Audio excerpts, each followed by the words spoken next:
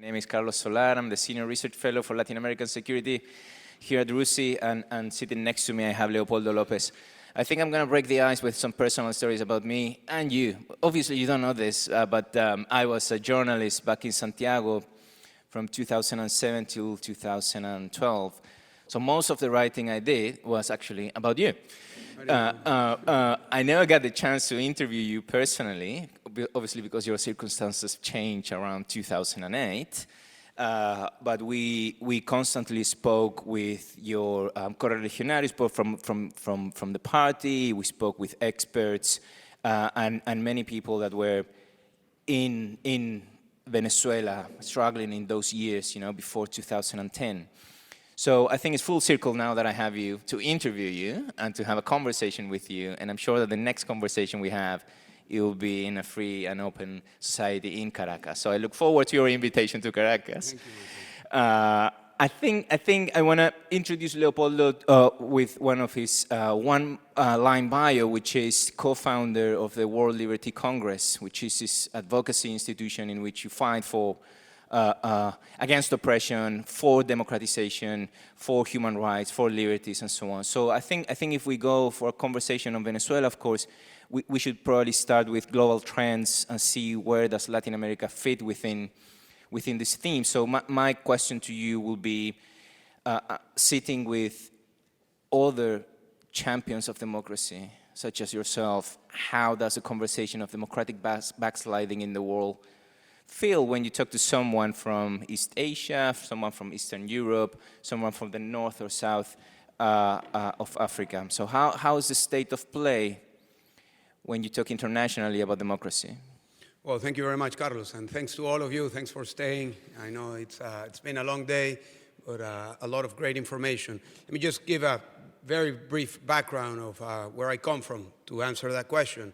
I was mayor in Caracas for 8 years, from 2000 to 2008, and then I was disqualified to run for office, something that has continued to grow as a political tool of Maduro. So at the moment, I started a nonviolent movement that led to protests against Maduro in the year 2014. People went out to the streets, and that took me to prison, where I spent the next 7 years in confinement. 4 of them in a military prison, and then house arrest, then back to military prison, then back to house arrest, from where I escaped, and spent 1.5 years at the Spanish embassy, and then I escaped Venezuela in the year 2020, at the end of 2020. And since then, and that's how I land with the idea of the Liberty Congress, I had to redefine how to continue the struggle for the freedom of Venezuela. Exile is as tough as prison.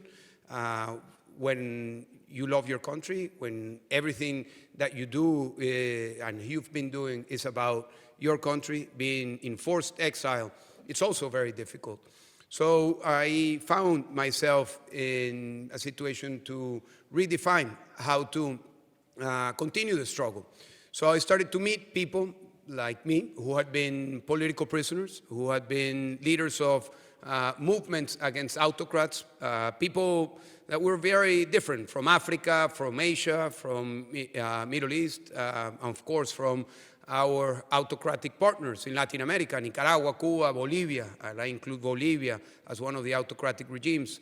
And we realized that we were facing a very similar struggle, that we were not only facing our local autocrat, Maduro, Díaz-Canel, Ortega, the mullahs from Iran, or Putin, but that we were facing a network of autocrats that were collaborating amongst each other in order to hold on to power. That is very true for Venezuela. It's very clear for Venezuelans. If you ask Venezuelans, not necessarily people who are in the academy, if you have regular people in the streets about the influence of China, of Iran, of Russia, of Cuba, they can tell you anecdotes, and they can really relate to the fact that Maduro is in power primarily because of this support. And I found that this was true for many other countries. So that led us to organize an alliance of democracy defenders from autocratic regimes, focused in autocratic regimes. So we had a first meeting in 2022, and last year in Lithuania, In November, we gathered 56 countries, delegations from 56 countries, all of them autocratics, that represented the who is who of this movement. So the people who led the protests in Hong Kong, the women who were leading the protests in Iran, the people who were imprisoned in Nicaragua, and so on and so on, many of them for Africa, that were under a similar struggle with a similar reach to a global understanding of what we are doing. So that's the Liberty Congress. It's novel. It's something that has not been developed before. It's an alliance of democracy defenders, freedom fighters. Some people tell me don't use the concept of freedom fighters because it's not a good concept. It has bad press. And I tell them when they say this, I say that's what I do. That's what I've been doing. Every day that I wake up, that's what I do. So we can sugarcoat that in any way we want. But our struggle, and I am very honest about this, is to fight for freedom and to promote political change. We are not about stabilizing the relations with the autocrats. We are not about figuring out a way to coexist or collaborate with autocrats, but to find a way to transition to democracy. And in a context, and I think this is very important to understand, in a context where in the 21st century, we have not seen a stable transition to democracy globally. Not one. We had several attempts. There was one in Egypt, Tunisia, even Bolivia was an attempt. They all failed and they went back to autocratic practices. So it's very clear that the world is moving towards a more autocratic presence. And of course, many reports and studies have come out about the recession of democracy globally. And what we like to contribute is the way in which we can collaborate from the front lines, the people who are fighting the fight for freedom in their own home countries and also from exile. So that's, I'm sorry for the long introduction. No, that's a great introduction. I think you're right in terms of many metrics. The most serious ones, have said how democratic backsliding has been hurting the world since at least 2018. Then you add into that the cost of living. So many other indexes that actually marry the fact that democracy is not performing in many parts and that autocracy, fills the voids that leaves a non-functioning democracy. How do you deal with the fact that the Venezuelan issue, for instance, and all the countries that you've mentioned, they get very political. So for countries within Latin America or within other parts of the world, sometimes it's not easy to decry the Venezuelan government just because they're being pragmatic about it, and because the struggle in Venezuela has caused a massive migration issue in which countries now need to go back and deal with Caracas. So they cannot be, saying the Maduro regime needs to finish and then at the same time be saying we need a deal because we need to work with Caracas on solving common issues. So how much can we expect from the democracies to actually help in this struggle for more democratization worldwide? Well, two thoughts on this. This morning I heard several times the idea that the issues of Venezuelans or Nicaraguans should be solved by Venezuelans or Nicaraguans. And that's fine. I mean, I would love for that scenario to be true. But we are not only fighting against Maduro, because as we heard before, Maduro has a strict alliance with Russia, with China, with Iran, with Cuba. So we are not only fighting against Maduro. And we are struggling against those who want to undermine democracy. And there is ample evidence of this. Meddling with the elections, we've seen this since 2016. I mean, there is a lot of reporting of how China and Russia are undermining democracy as a strategic and permanent and in-depth approach to their policies. So this is a global struggle. It has that dimension, and I think it needs to be understood very clearly, particularly by the free world, because it's the free world that is losing terrain. An inch lost to autocracy outside the UK, it's an inch closer to autocracy in the UK. And I think that plays out for every country. And of course, we have seen ups and downs in terms of interest for Venezuela and other countries. And I think that the most important thing to realize is that the root cause of all of the problems is, in the case of Venezuela that you're asking me, is a dictatorship. So of course, the United States now has as a priority migration. 8 million Venezuelans, that is more than 25% of our population, has left the country in less than 10 years. It's the most massive, rapid migration crisis in the planet, larger than Syria, larger than Ukraine, with no war, and only inflicted on the people by the collapse of the economy and a humanitarian crisis. 8 million people going to Colombia, Ecuador, Chile, Peru, and of course Europe, and of course everywhere in the world.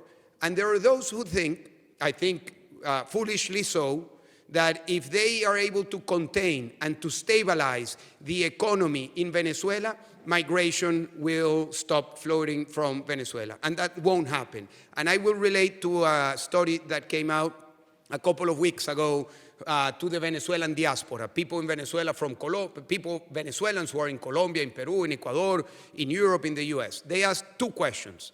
The first question, if the economic situation improves in Venezuela, will you go back to Venezuela? 25% of the people said yes. The second question was, if there is political change, meaning that Maduro leaves power and we transition to democracy, would you be willing to go back to Venezuela? More than 60% of the people said yes. So there is a direct link between Maduro and this massive migration that we are seeing. And I believe that trying to hide under the rug the problem by deporting 30 or 50 planes from the US back to Venezuela in order to have some propaganda to the public opinion in the US saying that we are doing something and arranging agreements with Maduro to get deportation of Venezuelans back to Venezuela, it's not going to solve the problem. There are also those who believe that Venezuela can be a reliable source of energy. And I think this is foolish as well. And I think we need to learn lessons. I believe that the lesson learned from Europe with Putin, that Germany created a dependency of their gas supply with Putin, thinking that this was going to be a long-term stability relation with energy. Well, I think Germany and Europe paid a very high price for this. And I believe that Maduro is even worse than Putin. But not even that. Venezuela won't be able to increase the level of production to be significant. I'll give you some figures. When Chavez came to power in 1999, Venezuela was producing close to 4 million barrels of oil per day. Today, we're producing a bit more than 700,000 barrels of oil per day. Complete collapse.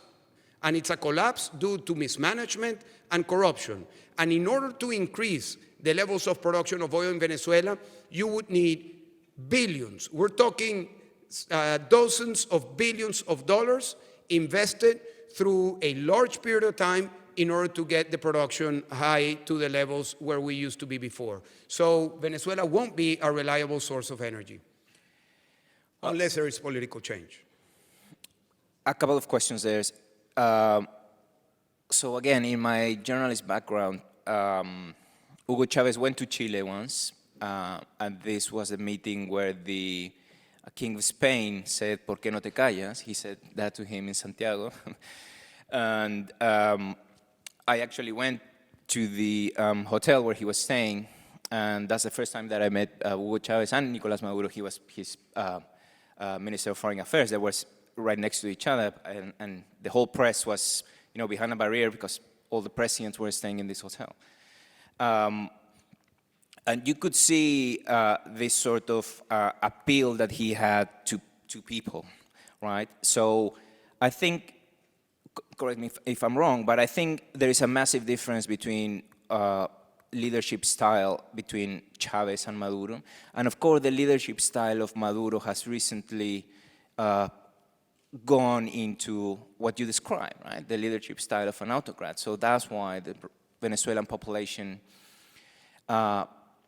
doesn't trust in Maduro. But if you look at some of the data from the LAPOP, which is the Latin American Public Opinion Survey, it actually says that most of Venezuelans don't trust any politician, right? So how do you deal with a country, how you recover a country that has been falling out of love with politicians for so long and has reached the moment that we are now in 2024? Well, undeniably, Maduro and Chavez are very different. And of course, Chavez had an appeal and had charisma, but he also had deep pockets. When he got to power, the price of oil was at $15 per barrel. And in 2004, prices started to go up, and they went up to $150 per barrel. So he had deep pockets. And one of the reasons why he was so popular in the Caribbean and in Latin America is because he went around Latin America just handing out oil, handing out money without any control. And of course, that had an appeal outside Venezuela, and the same he did in Venezuela. I mean, the amount of resources that went into Venezuela between 2004 and 2014 was over $1 billion. That was immense. And you go to Venezuela today, there's absolutely no infrastructure that was built, no hospitals, no schools, no railways, no highways, no real significant infrastructure. It was all given in politically motivated handouts to people that, of course, created levels of loyalty. So that was the way Chavez created a lot of his appeal.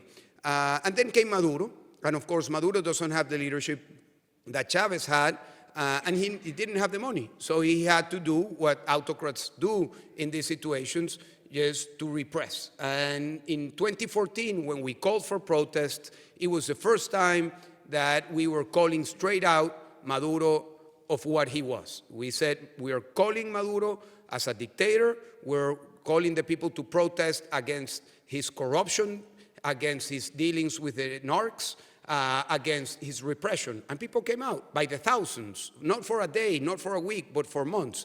And since that moment, the international perception changed, because it took 13 years for the international community and the Venezuelan people as well, to understand that what we were living in Venezuela was not a democracy. For many, many years, in the academia, in the journalists, in think tanks, the approach towards Venezuela was that Venezuela was a tropical democracy, a Caribbean democracy, a democracy of its own. I believe that when you need to put adjectives to democracy, it's because democracy is having some problems. And that took us many years to realize that it was not a democratic dynamic in which we were engaged. And your second question, of course, we have been fighting for many years. I can tell you that the Venezuelan democratic opposition has been always there. We have united in the moments that we need to be united, but we have been resisting tremendous pressure. And over the past years, we have been subject to the reputation assassination like no one else. I mean, talk about deep fakes, talk about manipulation of social media, talk about censorship and the impact that that has on people. And of course, that has had an impact in the perception of the Venezuelan people. And of course, we need to recognize that the fact that the main promise that the Venezuelan democratic sector presents to the people is to transition to democracy, the fact that we have not transitioned to democracy creates frustration. And that, of course, creates detachment. And that, of course, creates the questioning of the leadership. And this is a very perverse cycle in which we're in. However, I can tell you that now, this year, we have rebuilt, as we've done in the past, but we did it a couple of months ago, the legitimacy of the leadership of the democratic sectors, and we elected our candidate for an election that should take place this year, Maria Corina Machado. And now she has the leadership, she has the capacity to unite all of the sectors, and the capacity, I have absolutely no doubt that if there is an election in Venezuela, there is absolutely no way Maduro could win. And that is why she has been disqualified to run for office, and that's why she cannot present her name to the ballot box. Let me ask you one question so that we can jump into 2024. I think we've just done a very quick overview of the last 2 decades of Venezuela. But 2023 finished with bumpy events, one of them being this informal declaration of war from Venezuela to Guyana, the Guyanese response, and so on. And of course, elections. You said the word if. So if Maria Corina can actually run for the election if President Maduro allows for these elections to come. So 2024 will be heavy on Venezuelan issues. How you see these developments? Well, it's a rocky road going forward. And as you said, there are two things that are big ifs. The first one is... There's a third, but that will be another question. Okay. The first if is, are we going to have an election? And the second one is our candidate going to be able to run for that election? So there has been an engagement of a negotiation process, a bilateral engagement between the United States and the dictatorship of Maduro for different issues. These negotiations have been taking place in Qatar. And the priority of these negotiations, we assume, because of what has been stated publicly, have been migration issues and energy issues. And there is a third priority, but in a third place, not in the same level, the possibility of having a free and fair election. So there is the promise of Maduro that he will allow for an election. So Maduro has gotten the release of his nephews that were serving a 20-year sentence in U.S. prisons for drug trafficking. He has received the licenses that effectively lifted sanctions to the oil sector, to the gas sector, to the finance sector, and to the gold sector. And he got back the big prize of Alex Saab, who is the big testaferro, the architect and the administrator of the kleptocratic network that Maduro has built over the years with the Iranians, with the Cartel de Sinaloa, with the FARC. I mean, this is the person who was the administrator of all of the dark businesses of Maduro. And the United States decided to free him and send him back to Venezuela. All of that given to Maduro for a big if. So in terms of the democracy agenda, which is the one we are focusing on, so far we have received nothing. We have received no concrete possibilities for the election this year and no concrete possibilities for our candidate to run. 2024 will also finish with elections in the United States. So how do you see a potential stay in the White House of Joe Biden or a potential comeback of Donald Trump if he gets to win the Republican primary? We have been always having an approach of a bipartisan approach to the issue of Venezuela. And we have been very focused in appealing to both Democrats and Republicans in the same way we would do here in the UK or in Spain or in any country, because we believe that this is an issue that should be a priority because it's about democracy. I would hope that whatever happens in November, that the policy centers in promoting a transition to democracy. And there are ways, there are things that can be done. And I believe that relaxing sanctions and giving Maduro stability, giving Maduro legitimacy, giving Maduro the possibility of feeling that there is absolutely no pressure, it's not going to help the possibility of us transitioning to democracy. It's a very difficult issue. It's been said by at least 10 people throughout the day. Venezuela, it's not an easy issue. But what I think is that stabilizing and giving resources to the dictatorship is certainly going to benefit only Maduro. Because we sit here in RUSI, and obviously we think about the armed forces and the security and defense world 24/7. The Maduro government, obviously, that seems to be relying on the armed forces. Not so much 8 years ago, but lately it has been hanging by a thread called the military. I think probably you forgot to answer my question about the Essequibo, but it seems that theory will say, at least, that leaders will benefit when they go to a war, especially if they declare war, because it creates nationalism, patriotism, and so on. So obviously that this whole rhetoric of insecurity might be the way that Maduro fits into the military and keeps them happy. What do you think? Well, you asked me about the Essequibo issue, and I just to be very, very brief about a long and historical issue. As a Venezuelan, I believe that Venezuela has a legitimate claim over that territory, and this is the thought of, I would say, 99% of Venezuelans. Unfortunately, the issue has been mismanaged by Chavez. when in 2004 he went to Georgetown, the capital of Guyana, and basically said, you can do whatever you want in the territory. And he was saying that because he needed the vote of Guyana and of CARICOM, the islands of the Caribbean. And he was saying that under the influence of Fidel Castro, who was basically managing the CARICOM relations. Fast forward 10 years, there was a big reserve of oil and gas found, so the situation changed. Before I went to prison, at the end of 2013, Maria Corina Machado, who is our candidate, Juan Guaidó, who was our interim president, myself, and 5 other members of the parliament, we went to the Essequibo because we were basically signaling the need that Venezuela had a responsible approach to how to manage this issue, a responsible approach in the ways in which this issue was being managed with the UN. Maduro did nothing. Fast forward 10 years, and then Maduro was under internal stress because of the internal situation, and he created this conflict where he called for a referendum asking the Venezuelan people to support him in his policy towards Guyana, and he miserably failed. Less than, I would say, 1.5 million people went to vote. However, they said that 10 million people went to vote, where everybody knows in Venezuela that that is false.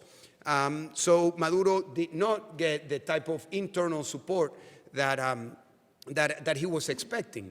However, I need to point out that the decision of the UK to send a warship to disputed waters did create a situation where there was some alignment of the military and part of the population.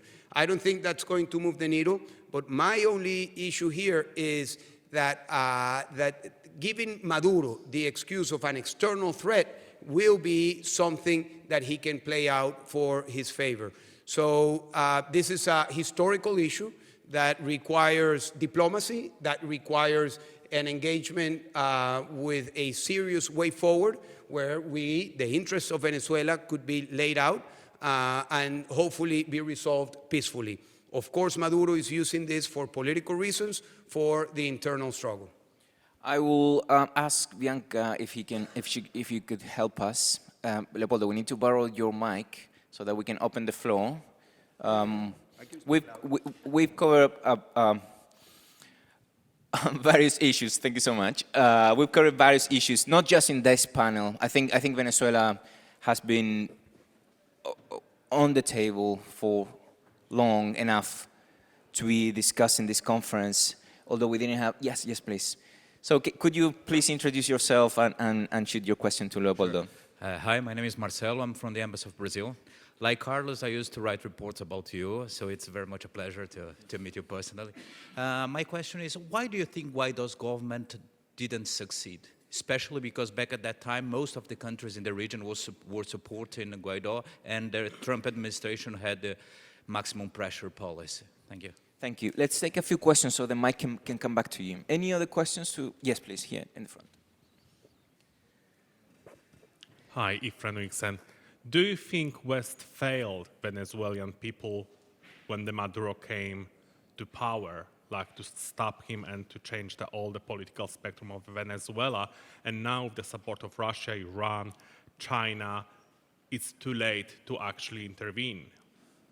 To intervene? In Venezuela. Intervene who? The West. If it's too late to intervene like properly, like for example the West will intervene, because now we're talking about the elections happening. Well, what do you mean intervene? What sort of intervention do you mean? It could Questions. be understood as a military intervention you can interpret as you wish. It's the open question. So how, for example, if it's too late? Because we have election Belarus happening regularly falsified, just to make sure the government is chosen as they wish to be chosen, but elections are happening, and with the backup of the Russia. Yeah. Thank you. May I collect any other questions? Leopoldo, those were two good questions. Yes. Well, the first question about Guaidó, and the way you frame it could be misleading. You say the Guaidó government. And Guaidó was a member of a parliament that was under siege. He was being always persecuted. His entire team was either sent to prison, pressured, or sent into exile. So the most important contribution to Guaidó at the moment in 2019 was to strip away the legitimacy of Maduro after he stole the election in 2018. And there was a constitutional ground for this, because the Constitution of Venezuela states that if the president that wins the election does not swear in to the National Assembly, then the president of the National Assembly assumes the presidency until there is a new election. So this was absolutely constitutional. And second, Guaidó was under siege, under pressure. His family, his team was very, very pressured. And it was a very difficult task because everything that I've said before. Yes, there was great support, and I need to say that there was great support from the region, from the United States, from Canada, from the UK, from many European countries, and I believe that that was an important moment to spotlight what was happening in Venezuela. However, the challenge is daunting. The challenge was Guaidó was not managing the military or the police or armed groups. Totally the contrary. I mean, the entire opposition was under pressure. And then came COVID. I thought, wrongfully so, when COVID came in 2020, that COVID was going to play against Maduro and autocrats. And as we know, COVID was the perfect scenario for Maduro and other autocrats. Look at what happened in China and many other places. COVID became the possibility for Maduro and other autocrats to basically increase to a very significant level the social control tactics, and the possibility of protesting, of mobilizing, was dormant for 2 years. And of course that had an impact in the public opinion as well, and in the type of alliances that we had. We have fought in all of the terrains. We have negotiated, we have gone to the streets, and we have voted, and we have done that again and again. And the interim government was a novel, a different way of continuing that struggle that has always had, with negotiations, with the streets protesting, with the voting, and with the interim government, always with the same objective: free and fair elections for Venezuela. It's always been that way. If you look at the petitions of the Venezuelan opposition for the past 15 years, it's been, we want to elect our future through a free and fair election. And that is why we continue, that is what we continue to struggle for at this moment. May I take the benefit of being the interviewer here, continue with my questions? My journalist background is kicking in heavily. You began saying that this is a peaceful political opposition group, a movement. How could you explain to us that you've remained peaceful for so long? Obviously, you believe in the values of democracy and so on, but there might be other groups within Venezuela who might have said to you or to someone else, we need to take this guy out by the arms, which I think it kind of like relates to the question of the, you know, the how we interpret an intervention and so on. There have been a few, but nothing serious. And as you've said, Venezuela has remained, the opposition of Venezuela has remained peaceful.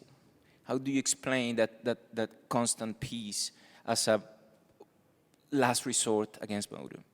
Well, it's been, it's an interesting question, because if you look at other countries that have gone through what Venezuela has gone through, many of them have resorted to violent means and violent confrontations. I think in the case of Venezuela, it has to do with the leadership, that the leadership, even though it's varied, it's different parties, different leaders, but always with a commitment to a transition, a peaceful transition that can provide stability for the country after that transition.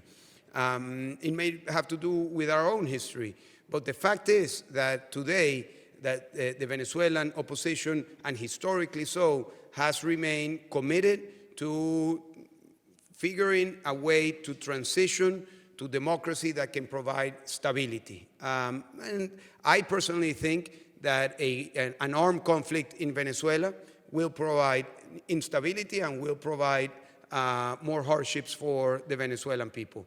However, having said that, I do believe that there are different ways to pressure those who are in power. And I think that personal sanctions that should be rethought, reimagined, should be on the top of the desk of those people in the position of placing them, because they do work. They do work in terms of having the people who have the guns, who have the power, to rethink their alliances towards Maduro. I think relaxing sanctions, relaxing pressure, it's only going to give the dictator more stability. Let me shoot a final question. If elections happen, if Maria Corina Machado runs for the election, if she wins, what will be the top 3 priorities for her in the new Venezuela? Well, I think the number one would be to stabilizing the economy and to bring, in the short term, a perception of improvement in the purchasing power of the Venezuelan people. And I think that's the number one priority. I believe a number 2 priority would be to remain in power. And what we've been talking today about defense and security will be a priority that might not be public or seen, but for sure we will need to have a very clearly laid out security and defense approach, because I have absolutely no doubt that the response of those around the dictatorship, internally and externally, will be to create chaos and instability. And number 3, to create international support for the transition and the recuperation of Venezuela, because Venezuela is a broken country, economically speaking. Just to give you some figures, Venezuela had 12 years ago a GDP of $400 billion. Now the GDP of Venezuela is around $50 billion. So we've had a contraction that's not been seen anywhere. 80% of the GDP was collapsed in Venezuela. The GDP per capita got to a point of $16,000, and today it's only comparable to Haiti. It's around $1,500 to $1,700 per capita. So getting Venezuela from the position in which we are now will require international support, will require engagement at different levels with defense and security, as I mentioned before, but primarily with the investments and revamping the Venezuelan economy that will lead to the priority number 1, which will be to bring a sense of improvement in the well-being of the Venezuelan people. We will certainly use RUSI and its convening power to help create solutions, and we'll be here to see whatever happens this year. So, Leopoldo, thank you very much. I think there's been a very interesting conversation. I want to thank the events team and the international security team here at RUSI for pulling the conference together. And I want to thank you for staying until the very final panel. I hope it was a nice conversation, that you learned lots. I want to thank the speakers that traveled the world to be here with us, and those that made possible the attendance of other speakers. So thank you very much. And we shall see you next year mostly. Thank you. Thank you.